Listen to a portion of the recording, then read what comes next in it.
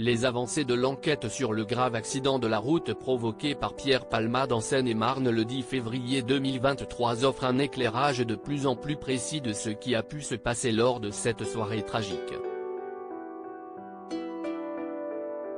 BFM TV a pu accéder aux déclarations de l'humoriste actuellement sous écrou à l'hôpital du Kremlin-Bicêtre, ainsi que celles des deux autres passagers de sa voiture.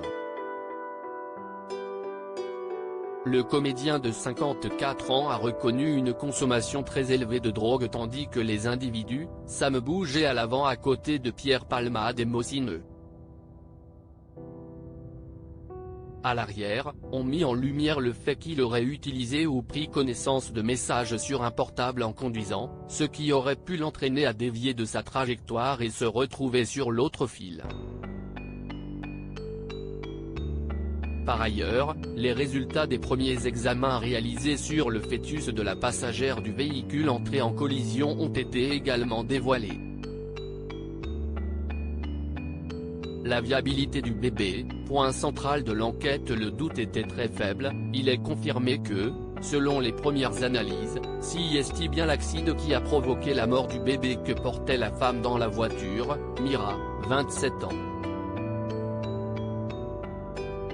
Il est né vivant par césarienne durant quelques minutes, de 22h18 à 22h51, avant d'être déclaré mort par les médecins. Un enfant considéré comme viable qui ne présentait pas de malformation. Sa mort est donc intervenue dans un contexte d'accident de la voie publique. Le procureur de Melun a ordonné de nouvelles analyses complémentaires dont un examen anatomopathologique et une expertise de synthèse. La viabilité du bébé est une notion capitale car elle justifie la mise en examen pour homicide involontaire, et pas uniquement blessure involontaire. Avec cet élément, ainsi que les deux circonstances aggravantes retenues par la justice, la prise de stupéfiants, 30 minutes avant de prendre le volant et le manquement à une obligation de sécurité et de prudence puisqu'il aurait utilisé ou consulté un portable, le comédien pourrait être condamné jusqu'à 20 ans de prison. Devrin a quitté l'hôpital pour enfants dans la voiture où était la femme enceinte, se trouvait également un garçon de 6 ans et son père. Devrin, grièvement blessé et défiguré, a quitté l'hôpital Necker ce lundi 27 février. Il a eu la mâchoire cassée après avoir reçu un choc à la tête, a des difficultés à parler, boire et s'alimenter, mais ses bras et pieds peuvent bouger. Comme nous l'avions alors appris, le jeune enfant pouvait seulement dire des phrases très courtes, indique BFM TV. L'avocat de la famille des victimes, Maître Mourad Batik a rappelé que le garçon garderait de séquelles à vie.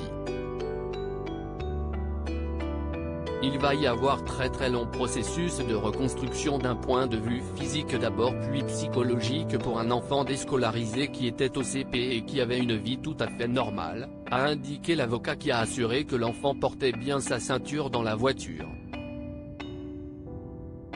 Son papa, Lyuxel, âgé de 38 ans, est sorti du coma artificiel.